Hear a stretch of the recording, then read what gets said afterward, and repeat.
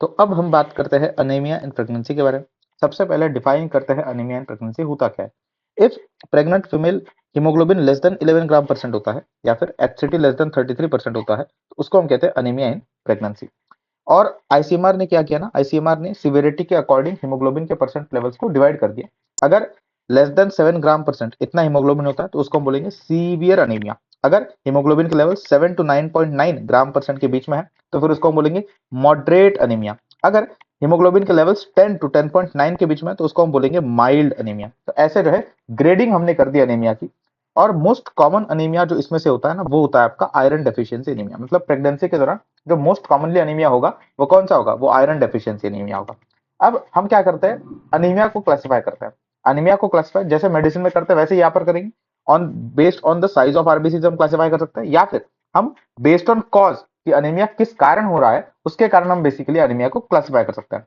Based on size of RBC आपका anaemia तीन type का हो सकता है। एक तो नॉर्मोसिटिक अनीमिया, जिसमें नॉर्मल ही साइज रहेगी आपकी आरबीसी की, जैसे नॉर्मली होती है वैसे ही रहेगी अनीमिया के अंदर भी। माइक्रोसिटिक अनीमिया, जिसमें साइज ऑफ आरबीसी डिक्रीज हो जाती है, और इसका एग्जांपल होता है आयरन डेफिशिएंसी अनीमिया। और मैक्रोसिटिक अनीमिया, जिसमें आपके आरबीसी की साइज जो है वो बढ़ जाती है, और ये इसके एग्जांपल आपके दो होते हैं, फोलेट डेफिशिएंसी और B12 डेफिशिएंसी। इनके कारण जब अनीमिया होगा तो वो एक मैक्रोसिटिक अनीमिया होगा। फिर हम बात करते हैं on the basis of cause भी जो है आप अनीमिया को जो है क्लासिफाई कर सकते हो। अब जैसे कि एक्सेसिव डिस्ट्रक्शन के कारण अगर अनीमिया हो रहा होगा, मतलब due to excessive destruction of RBC, इसके कारण अगर अनीमिया हो रहा होगा तो ये एक अलग कॉज बन जाएगा, ठीक है ना। अब एक्सेसिव डिस्ट्रक्शन कौन कौन सा डिसीजेस के अंदर होता है, जैसे कि sickle cell anaemia, thalassaemia, G6PD deficiency और मलेरिया। इन सब के अंदर there is excessive destruction of RBC leading to anaemia. Similarly blood loss, blood loss किन कंडीशंस के अंदर होता है, जैसे कि एंटीपार्टम हेमरेज, हुकॉम इन्फेस्टेशन, इन दोनों के अंदर there is increased blood loss leading to anaemia. और फिर इनएडिक्वेट आरबीसी फॉर्मेशन, मतलब जितना नंबर ऑफ आरबीसी आपको चाहिए बॉडी को सस्टेन करने के लिए प्रॉपर्ली, उतने आरबीसी का फॉर्मेशन ही नहीं हो रहा। इसके अलग अलग रीजन हो सकते हैं, जैसे कि बोन मैरो अप्लीजिया हो सकता है, ओके, बोन मैरो बना ही नहीं रहा। दूसरा, बोन मैरो इन्वेजन हो सकता है, मतलब मैलिग्नेंसी है जिसने इन्वेड कर लिया बोन मैरो को। या फिर जो आपकी चीजें चाहिए होती है आरबीसी के फॉर्मेशन के लिए, जैसे iron, folic acid and B12, उनकी डेफिशिएंसी हो चुकी है, जिसके कारण there is inadequate RBC. And चौथा होता है क्रॉनिक डिसीज। तो ये चार रीजन हो सकते हैं जिसके कारण there is inadequate RBC formation, जो कि अगेन आपका क्या बन जाता है, कॉज बन जाता है क्लासिक अनीमिया का। ठीक है, तो ये तो हमने पढ़ लिया कि क्लासिफिकेशन ऑफ अनीमिया, ये तो हम मेडिसिन के अंदर भी पढ़ते हैं। अब हम बात करते हैं कि एक्चुअल में आपका जो आयरन डेफिशिएंसी अनीमिया होता है ये कॉमन क्यों होता है इतना प्रेगनेंसी में।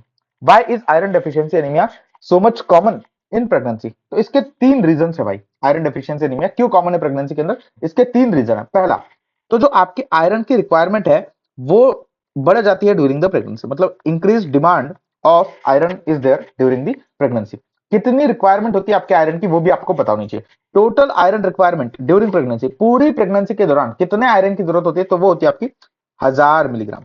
1000 मिलीग्राम आयरन आपको चाहिए होता है पूरे प्रेगनेंसी के दौरान। इसमें से 300 मिलीग्राम चाहिए आपके फीटस को एंड प्लेसेंटा को। 1000 में से 300 मिलीग्राम चला गया फीटस और प्लेसेंटा के पास, बाकी का जो 700 मिलीग्राम चाहिए होता है वो मदर को चाहिए होता है, ताकि वो रेड सेल एक्सपांशन कर सके। मैंने आपको फिजियोलॉजिकल चेंजेस ऑफ प्रेगनेंसी में बताया था कि रेड सेल एक्सपांशन होता है ड्यूरिंग प्रेगनेंसी फिजियोलॉजिकली। तो इस रेड सेल एक्सपांशन के लिए हमें 700 मिलीग्राम ऑफ आयरन चाहिए होता है। तो ये पहला रीजन हुआ, पहला कॉज हुआ जिसके कारण आपका आयरन डेफिशिएंसी एनीमिया कॉमन होता है प्रेगनेंसी के अंदर। दूसरा कॉज क्या होता है कि न्यूट्रिशनल डेफिशिएंसी होती है आयरन की। डाइट के अंदर आपके प्रेग्नेंट वुमेन के डाइट के अंदर इतना आयरन प्रेजेंट नहीं होता कि वो इस रिक्वायरमेंट को फुलफिल कर पाए, इसीलिए ड्यू टू न्यूट्रिशनल डेफिशिएंसी, इस न्यूट्रिशनल डेफिशिएंसी के कारण आपका आयरन डेफिशिएंसी एनीमिया कॉमन होता है प्रेगनेंसी के अंदर। और तीसरा रीजन होता है हुकवर्म इन्फेस्टेशन। ओके, कई बार आप अगर देखोगे तो हुकवर्म इन्फेस्टेशन काफी कॉमन होता है इंडिया के अंदर, जिसके कारण ब्लड लॉस होता है leading to iron deficiency anaemia in pregnancy. तो तीन रीजन होते हैं जिसके कारण आयरन डेफिशिएंसी एनीमिया कॉमन होता है प्रेगनेंसी के अंदर। अब एक और आपको डेटा पता होना चाहिए कि थर्ड ट्राइमेस्टर में पर डे कितनी रिक्वायरमेंट होती है आयरन की, थर्ड ट्राइमेस्टर में पर डे कितनी रिक्वायरमेंट होती है आयरन की, तो वो होती है 6 to 8 milligram of iron per day is required in third trimester. आपको ऐसा भी अगर पूछ लिया जाए कि सेकंड हाफ ऑफ प्रेगनेंसी में पर डे कितना आयरन चाहिए, तो उसका भी आंसर सेम ही रहेगा, दैट इज 6 to 8 मिलीग्राम। ये पार्क में नहीं दिया हुआ, लेकिन एक पीवाईक्यू है तो आपको पता होना चाहिए। ठीक है, फिर हम बात करते हैं कि अब इन 3 कारणों की वजह से आयरन डेफिशिएंसी एनीमिया होता है प्रेगनेंसी के अंदर। तो हमें हमारी गवर्नमेंट ने एक अभियान लॉन्च किया जिसे हम कहते हैं अनीमिया मुक्त भारत। उन्होंने बोला कि चूंकि आयरन डेफिशिएंसी एनीमिया इतना कॉमन है प्रेगनेंसी के अंदर, तो हम क्या करते हैं, प्रोफाइलैक्टिकली ही क्या करेंगे, इसको ट्रीट कर देंगे। यही हमने गवर्नमेंट ऑफ इंडिया ने किया। टू ऑल प्रेग्नेंट वुमेन अब प्रोफाइलैक्टिकली 2 गोलियां मिलेगी। 2 गोलियां कौन सी मिलती है, पहली गोली मिलती है आयरन जिसमें 60 मिलीग्राम होता है, और दूसरा 0.5 मिलीग्राम फोलिक एसिड होता है। ये 2 चीजें होती है एक टैबलेट में, जो कि आपको पर डे लेनी है। ओके, 1 टैबलेट आपको लेनी है पर डे, जिसमें 60 मिलीग्राम आयरन होता है, 0.5 मिलीग्राम फोलिक एसिड होता है। और ये जो आपको गोली लेनी है ना, 1 टैबलेट पर डे, जिसके अंदर ये कंपोजिशन है, वो आपको लेना है सेकंड ट्राइमेस्टर से शुरू करना है, मतलब आफ्टर 12 वीक्स ऑफ प्रेगनेंसी आपको ये शुरू करना है। ओके, उसके बाद आपको ये 180 डेज अप टू डिलीवरी लेना है, और उसके बाद आफ्टर डिलीवरी आपको भी ये 180 डेज कंटिन्यू रखना है, मतलब डिलीवरी के बाद भी आपको 180 डेज चालू रखना है, एंड 180 डेज बिफोर डिलीवरी भी लेते रहना है। तो ये होता है dosage of the iron tablet, iron folic acid tablet. फिर दूसरी आपको जो टैबलेट लेनी है वो है deworming tablet. Deworming tablet again it is also given to all pregnant women, और इसमें आप जो टैबलेट देते हो वो होती है टैबलेट एल्बेंडाजोल। इसका डोज होता है 400 मिलीग्राम, और ये आप सिंगल डोज में देते हो, वो भी सेकंड ट्राइमेस्टर में। सिंगल डोज देना है सेकंड ट्राइमेस्टर में, 400 मिलीग्राम होता है अल्बेंडाजोल का। तो ये 2 मेडिसिन आप देते हो अनीमिया मुक्त भारत अभियान के अंदर प्रोफाइलैक्टिकली, ताकि हुकॉम इन्फेस्टेशन ना हो और आयरन डेफिशिएंसी एनीमिया ना हो, इसीलिए आप देते हो ये 2 गोलियां।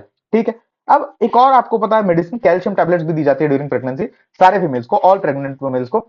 लेकिन वो कैल्शियम टैबलेट जो आप देते हो, they are not a part of anaemia Mukt Bharat अभियान। वो अनीमिया मुक्त भारत अभियान का पार्ट नहीं है, आप वैसे भी उन टैबलेट्स को देते हो। हमेशा याद रखें कि इन आयरन टैबलेट्स और कैल्शियम टैबलेट्स के बीच में हमेशा 2 घंटे का गैप होना चाहिए, हमेशा 2 घंटे का गैप मेंटेन होना चाहिए कैल्शियम टैबलेट और आयरन टैबलेट के बीच में, ताकि आयरन का एब्जॉर्प्शन प्रॉपर्ली हो सके। हमेशा याद रखें कि इस आयरन टैबलेट को आपको कंबाइन नहीं करना है टी के साथ, कॉफी के साथ, मिल्क के साथ, क्योंकि ये चीजें आयरन के एब्जॉर्प्शन को कम कर देती है। अगर आपको कंबाइन करना है तो आप आयरन टैबलेट को कंबाइन करें with lemon juice, orange juice, क्योंकि इन लेमन जूस और ऑरेंज जूस के अंदर होता है विटामिन सी, जो कि इस आयरन के एब्जॉर्प्शन को क्या कर देते हैं, इंक्रीज कर देते हैं।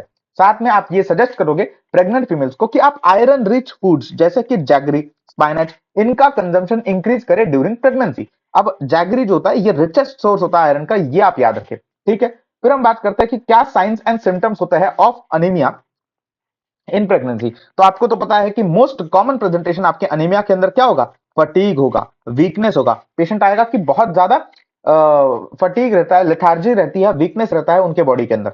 ओके, इसीलिए हेमोग्लोबिन एस्टिमेशन हमें हर एएनसी विजिट पे करना है। हर फीमेल की हर एएनसी विजिट पे आपको हीमोग्लोबिन एस्टिमेशन करते रहना है। अगर ये साइंस और सिम्टम्स आपके वर्सन कर जाते हैं, अगर ये साइंस और सिम्टम आपके वर्सन कर जाता है, तो कैसे प्रेजेंट करेगा आपका फीमेल, तो फिर आपका फीमेल जो है प्रेजेंट कर सकता है with breathlessness, palpitations, oedema and कफ। और अगर कभी भी कोई भी प्रेग्नेंट फीमेल आपको इडिमा और कफ इन कंप्लेंट्स के साथ प्रेजेंट करता है, तो आप सस्पिशियस रहोगे किसके लिए, कंजेस्टिव कार्डियक फेलियर के लिए। किसके लिए आप सस्पिशन में चले जाओगे, कंजेस्टिव कार्डियक फेलियर के लिए। ठीक है, ठीक है, क्योंकि अनीमिया का ही कॉम्प्लिकेशन हो सकता है ये कंजेस्टिव कार्डियक फेलियर। फिर ऑन एग्जामिनेशन आप क्या चेक करोगे, ऑन एग्जामिनेशन आप पहले तो पैलर चेक करोगे, कैसे चेक करते हैं मेडिसिन में जाके पढ़ो। दूसरा, ऑन एग्जामिनेशन आप नेल्स को चेक करोगे। स्पेसिफिक फाइंडिंग होती है आयरन डेफिशिएंसी एनीमिया में नेल्स की, दैट इज काइलोनिकिया। कॉइलोनिकिया क्या होता है, spoon shaped brittle nails. Iron deficiency anaemia के लिए स्पेसिफिक फाइंडिंग है ये नेल्स की। तीसरा, आपको एक मर्मर भी सुनाई दे सकता है on examination, that is a ejection systolic murmur. ठीक है, ये मर्मर भी आपको सुनाई दे आ सकता है। साथ में अगर आपको बेसल क्रिप्ट्स दिखते हैं, अगर आपको बेसल क्रिप्ट्स दिखते हैं on examination, then it will be indicating towards the heart failure. तो फिर ये क्या इंडिकेट करेगा, ये हार्ट फेलियर के तरफ इंडिकेट करेगा। तो साइन एंड सिम्टम्स क्या आपके हार्ट फेलियर के, oedema and cough along with basal creps, ये आपके साइन एंड सिम्टम्स है आपके हार्ट फेलियर के। कभी भी अनीमिक पेशेंट, कभी भी आपकी प्रेग्नेंट फीमेल ऐसे साइन एंड सिम्टम्स के साथ आएगी जो कि हार्ट फेलियर के हैं, तो फिर irrespective of POG, irrespective of haemoglobin level, आपको ब्लड ट्रांसफ्यूजन करना है। अब आपको पीओजी नहीं देखना, आपको हीमोग्लोबिन लेवल्स नहीं चेक करने, वो मैटर नहीं करता। अगर हार्ट फेलियर के साइन एंड सिम्टम्स है तो आपको ब्लड ट्रांसफ्यूजन करना ही करना है। और ब्लड ट्रांसफ्यूजन में कौन सा ब्लड दोगे? होल ब्लड नहीं देंगे, हम देंगे पैक्ड सेल वॉल्यूम, क्योंकि होल ब्लड दे देंगे तो वो हाइपर वॉल्यूमिया कॉज कर देगा फीमेल के अंदर। ठीक है, ठीक है जी। फिर हम बात करते हैं कि anaemia in pregnancy is a high risk pregnancy. ये क्या है? ये एक हाई रिस्क प्रेगनेंसी है। इसीलिए आपकी अगर प्रेग्नेंट फीमेल डाई कर जाती है due to anaemia, if a pregnant woman dies due to anaemia, तो उसको हम बोलेंगे इनडायरेक्ट मैटरनल डेथ। और अनीमिया जो होता है ये इस इनडायरेक्ट मैटरनल डेथ का मोस्ट कॉमन कॉज भी होता है।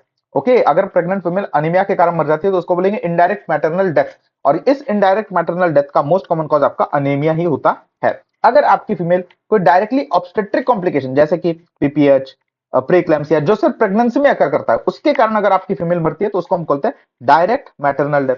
और डायरेक्ट मैटरनल डेथ कौन सा का मोस्ट कॉमन कॉज क्या होता है? वो होता है आपका पोस्टपार्टम हेमरेज। ठीक है जी।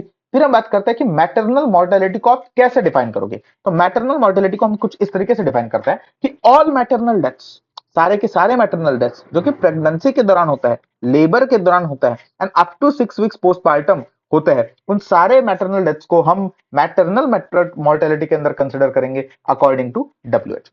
अब हम डब्ल्यूएचओ को ही गाइडलाइंस को फॉलो करते हैं। ये होता है आपका मैटरनल मॉर्टेलिटी। फिर हम बात करते हैं कि अनीमिया इन प्रेगनेंसी के क्या मैटरनल कॉम्प्लिकेशंस हो सकते हैं, क्या फीटल कॉम्प्लिकेशंस हो सकते हैं।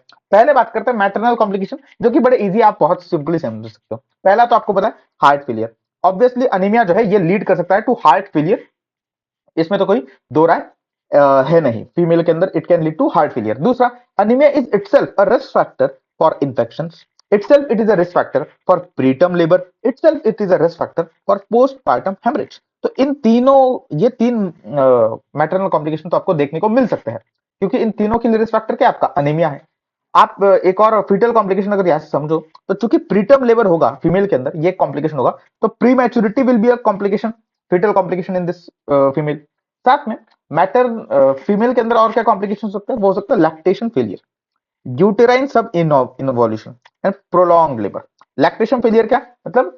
लैक्टेशन नहीं होगा फिर उस फीमेल के अंदर अगर अनीमिया रहा ड्यूरिंग प्रेगनेंसी। साथ में यूटेराइन सब इनवोल्यूशन, क्या होता है? नॉर्मली यूटेरस जो है अपने नॉर्मल साइज पे रिटर्न कर जाता है after pregnancy. Uterine subinvolution में ये नहीं होता due to anaemia in pregnancy. साथ में प्रोलॉन्ग लेबर, मतलब ड्यूरिंग लेबर जितना टाइम होता है आपका लेबर का, उससे ज्यादा टाइम लगेगा अगर फीमेल को अनीमिया रहा ड्यूरिंग प्रेगनेंसी। ये 7 मैटरनल कॉम्प्लिकेशंस होते हैं। ये इतने इंपॉर्टेंट नहीं है, इंपॉर्टेंट है आपके फीटल कॉम्प्लिकेशंस। इसमें से 3 तो आपके बहुत इजी है। अगर अनीमिया रहा ड्यूरिंग प्रेगनेंसी मदर को, तो इंट्रायूटेराइन ग्रोथ रिस्ट्रिक्शन तो होगा ही होगा, और जब भी आईयूजीआर होता है तो लो बर्थ वेट का बेबी तो आएगा ही आएगा। और चूंकि प्रीटर्म लेबर आपका हो रहा था ड्यू टू अनीमिया, तो ये प्रीटर्म लेबर के कारण जो बच्चा आएगा वो प्रीमैच्योर रहेगा ना, तो प्रीमैच्योरिटी रहेगा।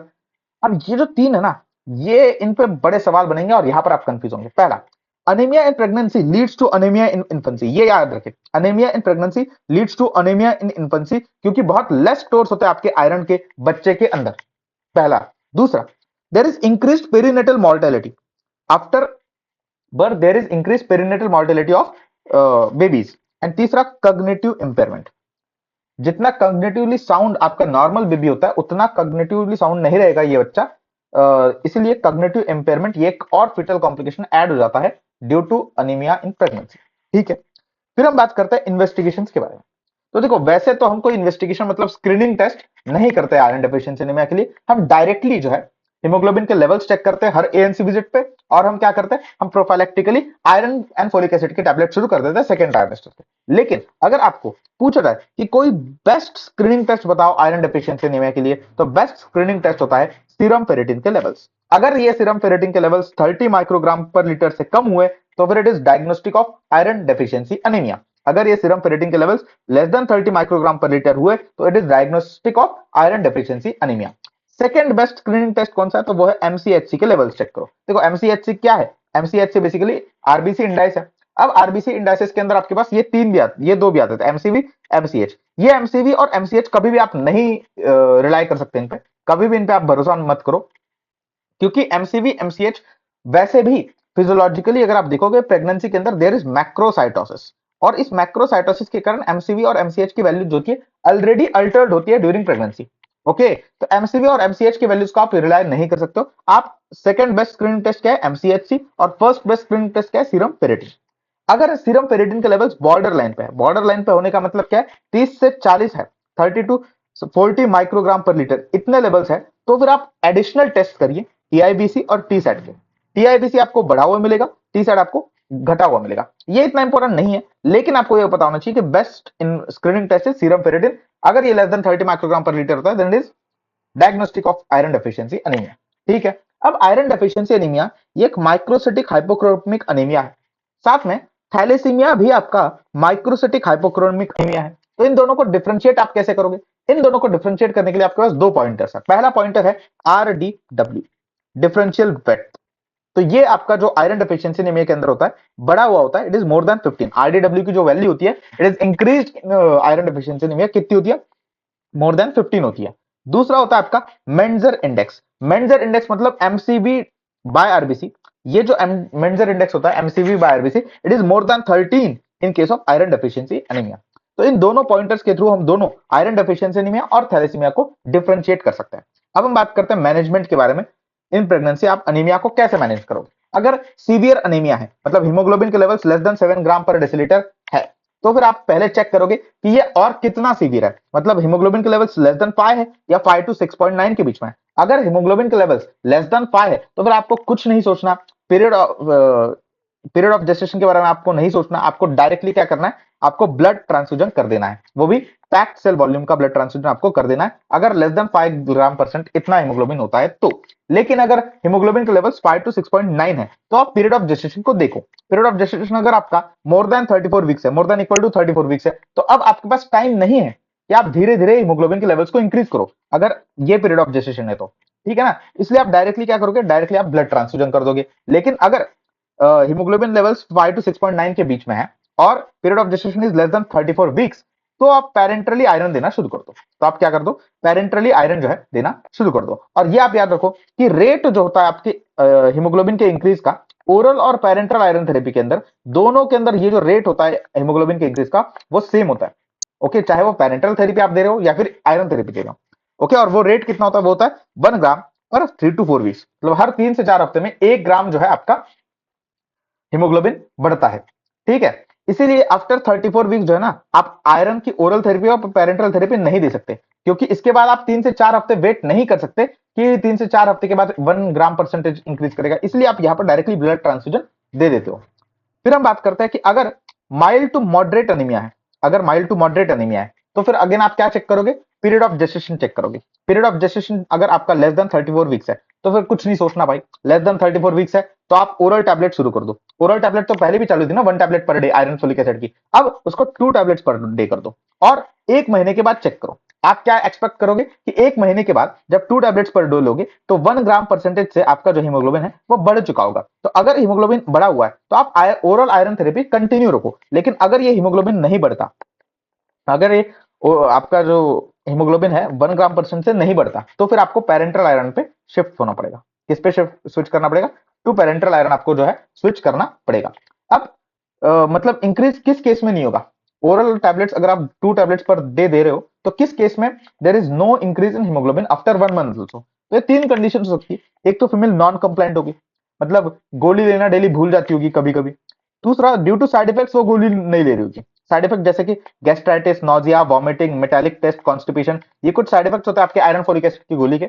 इन साइड इफेक्ट्स के कारण फीमेल जो है गोली नहीं ले रही है। और तीसरा, उस फीमेल को कोई माल एब्जॉर्प्टिव सिंड्रोम है जिसके कारण आयरन का एब्जॉर्प्शन नहीं हो रहा उसके अंदर। तो ये 3 रीजन हो सकते हैं जिसके कारण आफ्टर 1 मंथ ऑल्सो हीमोग्लोबिन के लेवल जो है बढ़ेंगे नहीं। तो आपको अगर ऐसे कोई रीजन होता है जिसके कारण आपका हीमोग्लोबिन के लेवल्स नहीं बढ़ रहे 1 महीने के बाद भी, तो आपको पेरेंटल आयरन थेरेपी पे स्विच कर लेना है। फिर हम बात करते हैं कि माइल्ड टू मॉडरेट अनीमिया है और आपका जो टाइम ड्यूरेशन मतलब पीरियड ऑफ जेस्टेशन है, it is more than 34 weeks, more than equal to 34 weeks, तो आप डायरेक्टली जो है पेरेंटल आयरन शुरू कर दीजिए।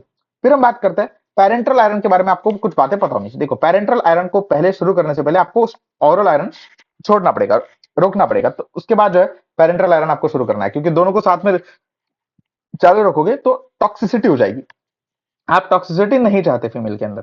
फिर पेरेंटल आयरन जो होता है ये कॉन्ट्रा इंडिकेटेड होता है फर्स्ट ट्राइमेस्टर के अंदर। देखो, ओरल आयरन थेरेपी जो होती है ये दी नहीं जाती फर्स्ट ट्राइमेस्टर के अंदर, लेकिन वो कॉन्ट्रा इंडिकेटेड होती है क्या? नहीं। ओरल आयरन थेरेपी हम दे सकते हैं बट वो कॉन्ट्रा इंडिकेटेड नहीं होती। ओके, देते नहीं हम नॉर्मली, बट वो कॉन्ट्रा इंडिकेटेड नहीं होती। लेकिन पेरेंटल आयरन जो है ना, ये कॉन्ट्रा इंडिकेटेड होता है डायरेक्टली फर्स्ट ट्राइमेस्टर के अंदर, क्योंकि हमको उसके एग्जैक्ट इफेक्ट्स क्या होंगे फीटस के ऊपर वो नहीं पता, और पहले ट्राइमेस्टर में ऑर्गेनोजेनेसिस होता है, इसलिए हम नहीं देते हैं। फर्स्ट ट्राइमेस्टर में एक तो हम ओरल आयरन को ही यूज कर सकते हैं, या फिर अगर फर्स्ट ट्राइमेस्टर के अंदर अनीमिया है and there are signs and symptoms of heart failure, तो हम ब्लड ट्रांसफ्यूजन को यूज करेंगे।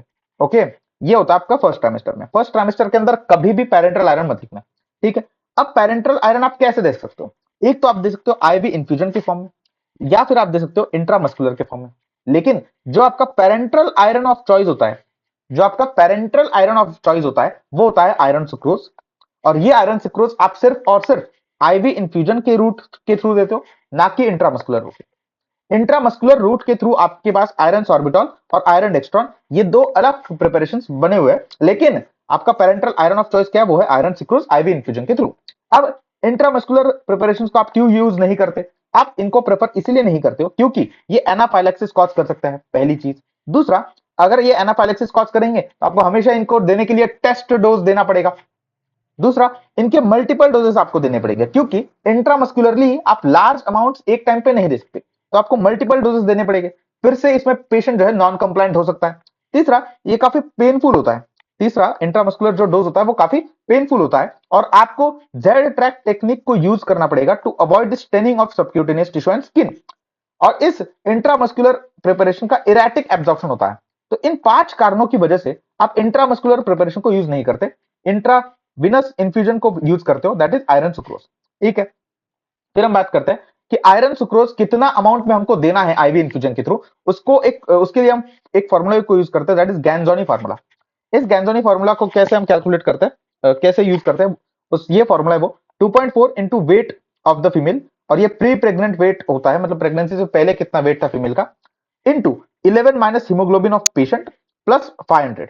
ये जो 500 हम ऐड कर रहे हैं ना, ये हम स्टोर्स के लिए ऐड कर रहे हैं, मतलब जरूरत फीमेल को इतना है, और साथ में 500 जो आयरन रहेगा ये स्टोर्स के अंदर रहेगा, फेरेटिन के फॉर्म में रहेगा, इसीलिए।